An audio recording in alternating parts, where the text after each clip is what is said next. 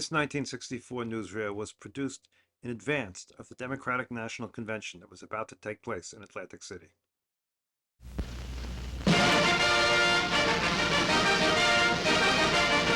For decades, Atlantic City has called itself the nation's playground. The convention hall has housed many diverse attractions for the amusement of vacationers at the famous resort. Now, however, world focus is on a different type of attraction at Atlantic City, the Democratic National Convention. The name of their chief nominee is a foregone conclusion. Still to be chosen is a man to run with President Johnson for the vice presidency.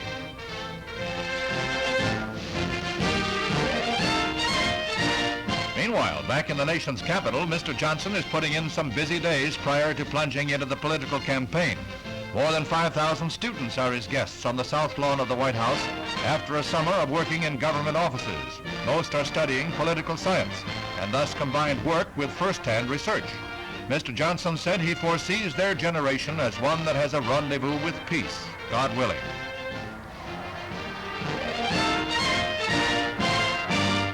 That evening, there's another reception at the White House, this one for congressional leaders.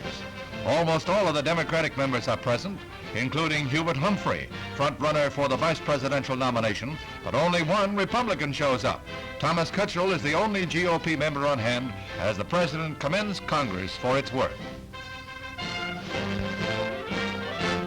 As the Democratic Party delegates gather in Atlantic City, all the hoopla that is a byproduct of a party convention begins to build.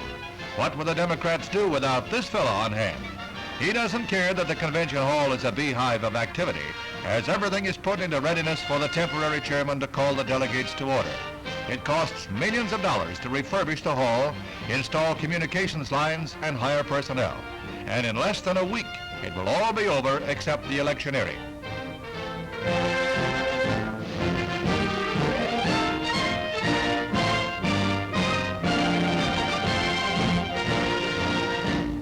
There probably has been enough wire laid for teletypes, telephones, and television to string a direct line to the moon.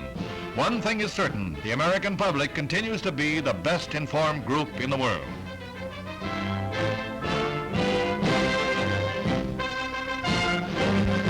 Apart from an expected debate over the seating of the Alabama and Mississippi delegations, the Democrats are expecting a quieter convention than the Republicans had. Definitely quieter than the 1960 convention when President Johnson won a behind-the-scenes fight and was nominated for second place on the ticket by acclamation.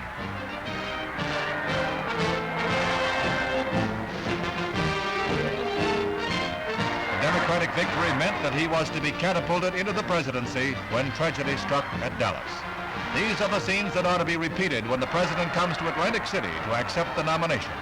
Then the battle lines will be drawn between Democrats and Republicans for the November election.